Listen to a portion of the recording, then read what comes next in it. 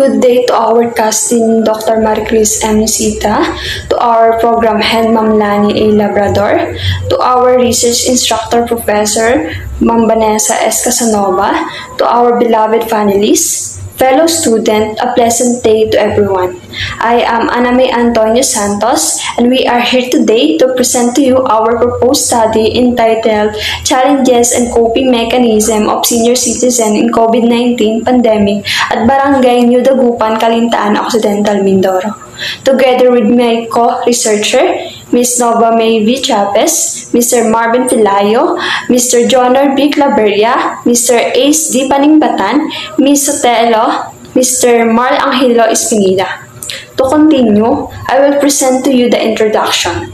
As we all know that the coronavirus disease 2019, or also known as COVID-19, is initially reported by the WHO, or also known as World Health Organization, on December 31, 2019, and on January 30, 2020, it was when the global declaration of COVID-19 pandemic, where the government started implementing quarantine, lockdown, and self-isolation, which are most likely to cause negative impact to each of individual well-being, especially to the elderly.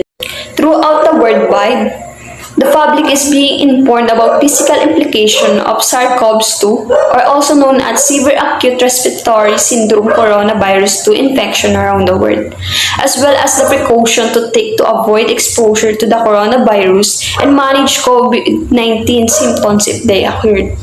Due to rapid spread of disease, the government declared enforcement globally and regionally lockdown, social distancing, isolations, and closure of workplaces, educational institutes, schools, entertainment, or any public places that are visited by a lot of people to manage to avoid the transmission of COVID-19.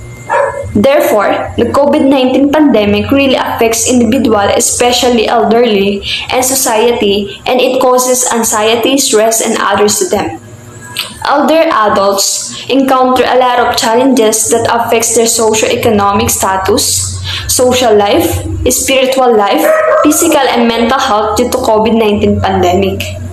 Elder adults are absolutely vulnerable to the COVID-19 pandemic for both clinical and social reasons, such as having weak immune system, underlying health issues, and distancing from their family and friends.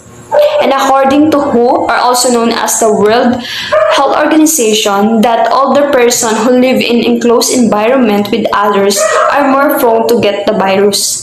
That is why we, as the researcher, choose elderly in this study for the reason that they are one of the most vulnerable affected sector worldwide. We all know that the coronavirus pandemic of 2019, or also known COVID-19, has had significant and widespread impact on the elderly. And addressing the rights of elderly people and providing the necessary needs throughout the COVID-19 pandemic help them gradually reduce the risk to their bodily and mental health to prevent being infected by the virus. They have been actively living in their society and avoiding close contact with other people. But according to Jaarvel MV 2020, that some older adults are unable to perform their everyday activities, and the pandemic has influence on people's psychological health. Many elder are lacking in the resources needed to cope up with the stress of COVID-19. That is why in this study, the challenges and the coping mechanism of elderly, which are the day-to-day survival of senior citizens, are discussed, as well as how they cope up with this crisis despite being impacted of COVID-19 pandemic. And for the statement of the problem will be presented by Ms. Irene Sotelo. Our research study aims to gain knowledge and identify challenges as well as the coping mechanism of the senior citizen in COVID-19 pandemic at Barangay New Dagupan, Calintaan Occidental, Mindoro. Furthermore, this study was needed to fill a practice gap by increasing understanding of the experience of the senior citizen. Given all the statements that are mentioned, we, the researchers, seek to find answer to the following question. First question is, how does COVID-19 pandemic challenge the senior citizen? Second, how do the challenges encountered affects the lives of senior citizen at Barangay New Dagupan, Calintaan, Occidental, Mindoro? The last question is, how do they cope up with these challenges and struggle?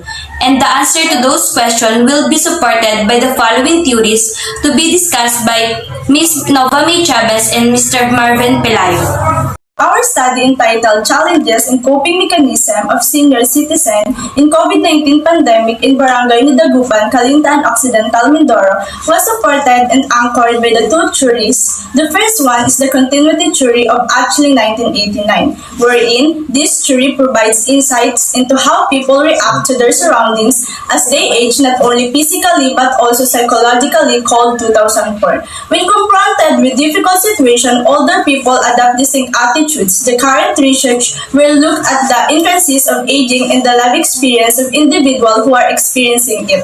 The continuity theory of Atchley 1989 examines how people adapt to various sorts of change ranging from slight physical, emotional change to major health and or mood changes. Given the current situation today, it is very evident that the older people are one of the most vulnerable or at high risk in COVID-19 pandemic. Moreover, due to the different restrictions and protocols, they are limited to engage in the community, which affects their personality, behavior, and even their attitude towards other people.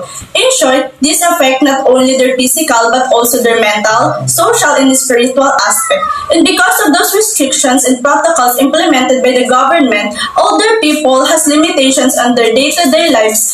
As a researcher, we can say that the theory of Atchley 1899 is suitable in this study, which how the challenges affects the life of senior citizens during the COVID-19, either positively and negatively, and how they cope up with it.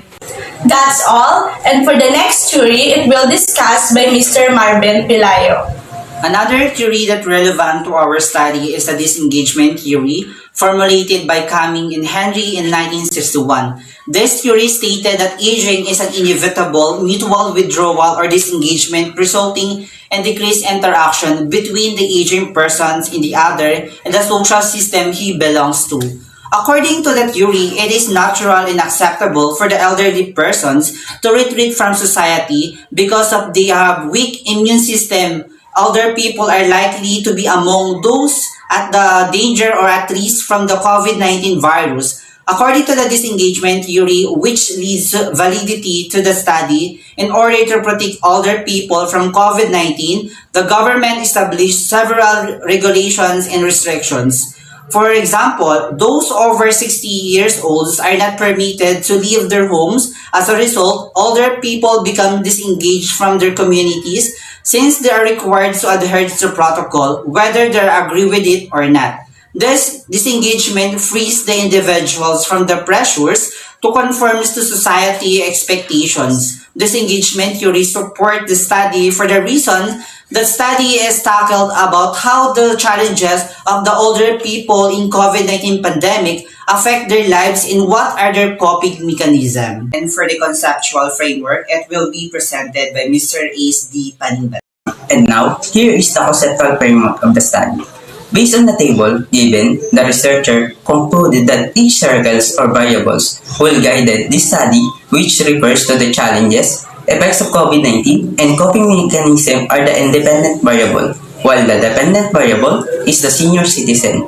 This independent variable will influence the independent variable, but it depends on the result or effect, on how they influence or change to each other.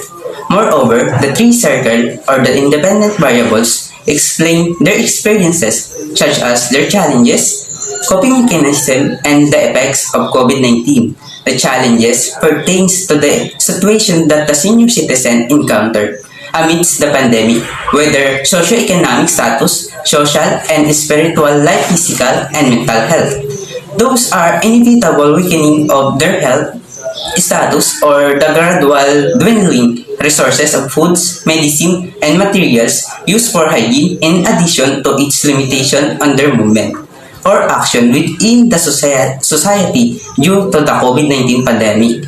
And the coping mechanism refers to the senior citizen on specific ways on how to manage and cope up in their day-to-day survival, despite of being impacted of COVID-19 pandemic, and those coping mechanisms will lead to positive or negative outcome, while the effects will be both challenges and coping mechanism of senior citizen.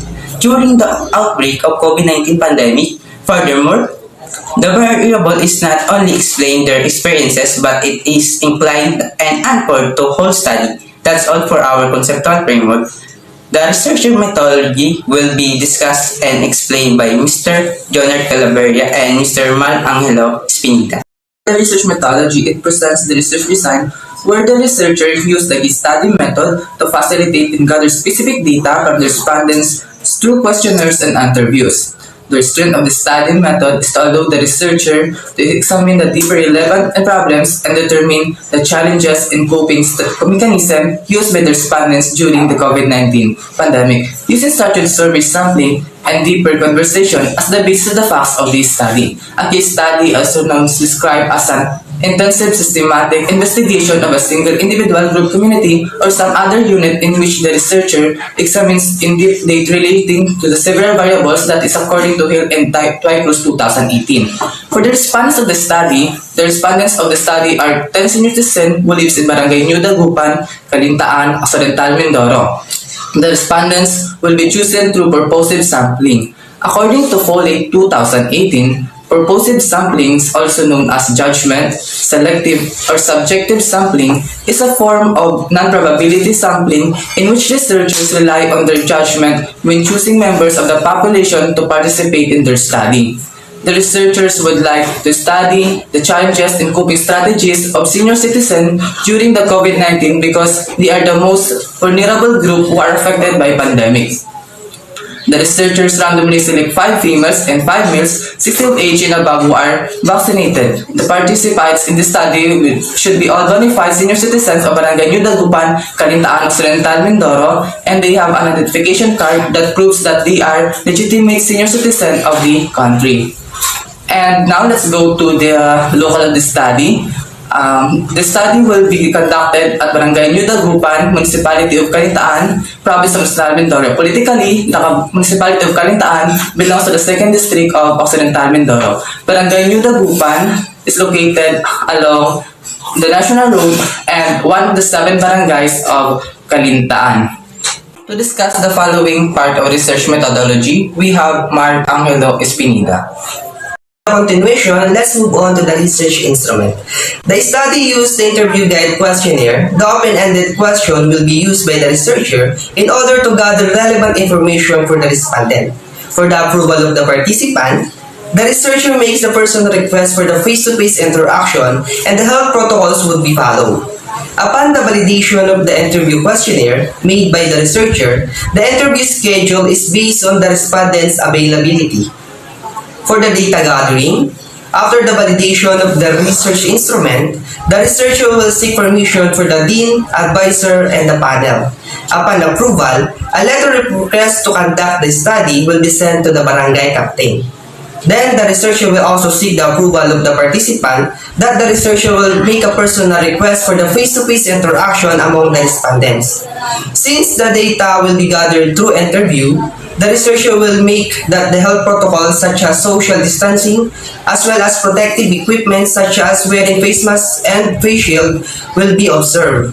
The respondent will also inform of the anonymity and the confidentiality of the data being gathered. The researcher will ensure that no human rights will be violated during the data collection.